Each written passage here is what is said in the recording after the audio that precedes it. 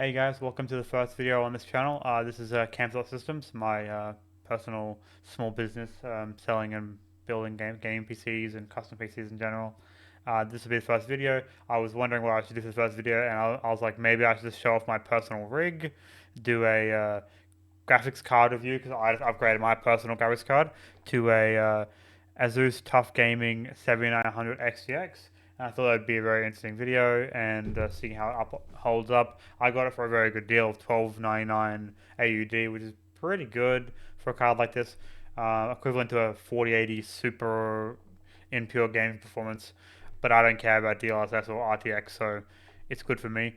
Let's see how it performs. I'm going to break down the spec of the computer we'll be testing it in, and then we'll get right into the benchmarks.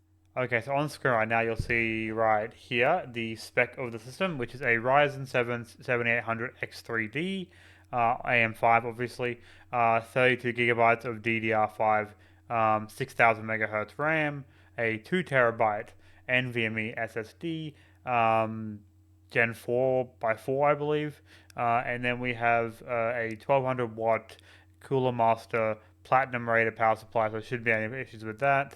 So no bottlenecks on the system. It's pretty high end, decent spec. So there should be real world performance of how well this card can do. Testing everything in 1440p because I have a 1440p monitor. Though this card is probably more suitable for 4K.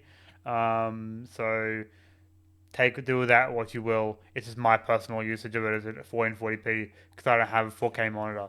Anyway, let's get right into the benchmarks.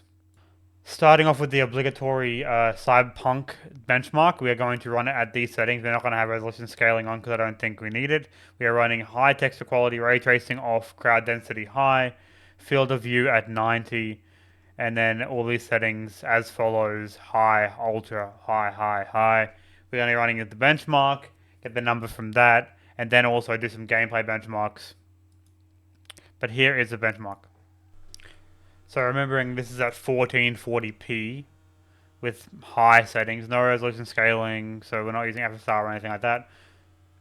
Right now hitting around 145, 150, as high as 168. That's pretty good. This is a very good performance in Cyberpunk, which has had some pretty decent performance enhancements over the years and now runs much better than it did on release. Okay, so we ended up there with an average of 159 FPS with a minimum of 129 and a maximum of 200. Pretty good. That's actually really, really good. So now we're going to go in game and drive around a little bit and see how that looks FPS wise. I'll see you guys there. Now we actually had a very weird anomaly in Cyberpunk where our in-game performance was about 4 FPS better than our benchmark performance. So we hit 163.6 in-game, and we hit about 159.01 in the benchmark, if I remember correctly. So very strange, never had this before, but good for us, I guess. Our 1% low was 117.6, and our 0.1% low was 95.7. So it was very playable, very minimal dipping. Obviously, the maximum and minimum frame rate were lower than they were in the benchmark, less consistent in the high and low end. But obviously, it was very playable, very little frame dipping, and yeah, a very solid experience. Anyway, on to the next benchmark. For the next game I decided to test is not a popular game, but I like playing it. It's also very demanding. Ark Survival Ascended. The settings we'll be using for this are 1440p, obviously, native, resolution scale 100%.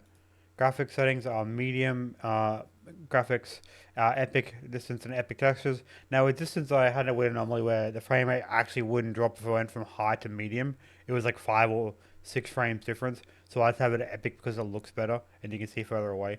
Medium on post processing, low shadows, medium illumination, medium effects quality, and medium foliage, and all these other settings are as standard.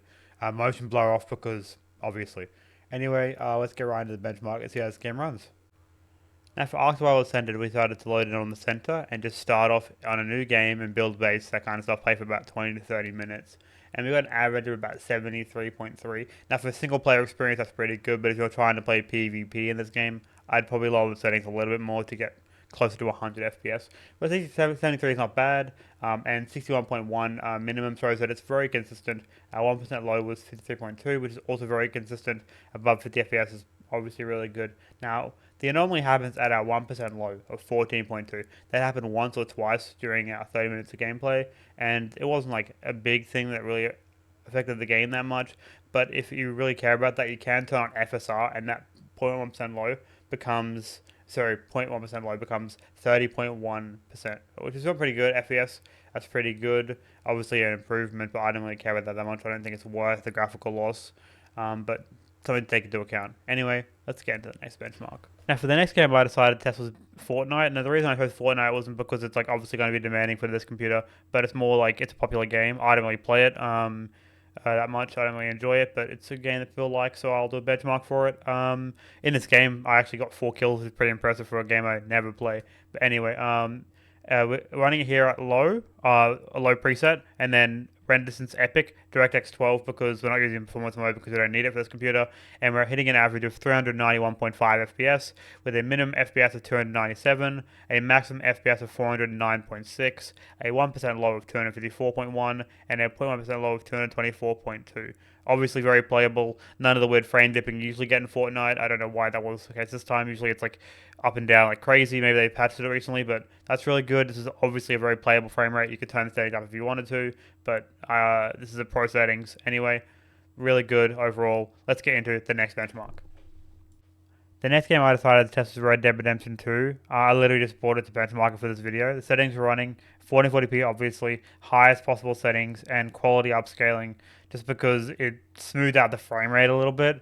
Like, we're getting high frames, but we had a little bit of frame dipping, so I turned that on just to smooth it out, just for this reference. You don't really need it for this graphics card because it's very powerful, but I have it on just for that one reason.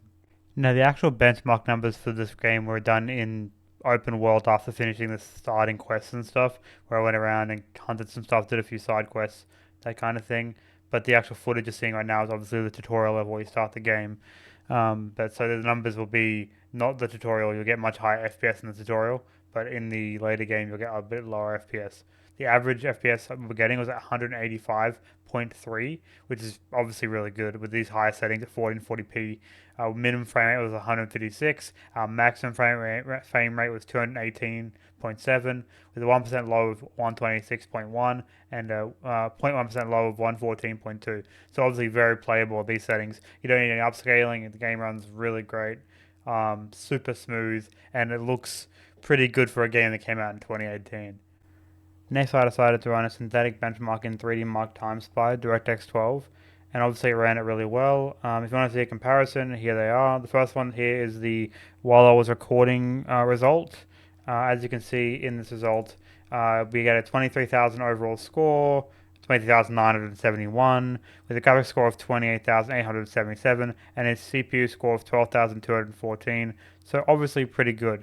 Now next up, we have the comparison where we did not record and just had it run by itself, and we got a higher score of 24,552, about 600-ish more. The graphics score goes up to 29,255, so a decent improvement, and the CPU score goes up to 12,848, which obviously also is a decent improvement. So overall, really good, and obviously not recording did improve the score quite a bit. Let's get into the outro. Well, this is recorded a few days later. Obviously, I've changed shirt and stuff. So what are my thoughts at the end of this video? I would say the 4080 Super is probably a better purchase in a lot of areas. They're very similar in performance. I think this is a little bit better in pure game performance, but obviously the NVIDIA stuff comes with a lot of extra features that most people care about. I don't care about. For me, this is on sale and it was like $300 cheaper than a 4080 Super. Actually, no. I bought this at 1200. The 4080 Super right now is going for 16, so about, yeah, $400 cheaper, $450 cheaper. So for me, it was worth it. A great card, does what I needed to do. And I'm always the kind of budget bull that wants to save a little bit of money on parts. So for me, it was great. I don't suggest you buy it unless it's like that much cheaper for you as well in your area. Just the DLSS and stuff is way too good of a deal for it to only be like $200 off of prices. So yeah, that's my opinion anyway. But yeah, it's still a good video. I'm proud of this card. I like it. It looks good in my PC, and it's just a overall good graphics card. Anyway, hope you guys enjoyed the video. If you guys want me to add any games to the benchmarks, let me know. I don't really own that many modern games. I can buy some for benchmarks if you guys really want to see them. But yeah. Anyway, I hope you guys enjoyed the video, and I will see you guys hopefully in the next one. See you.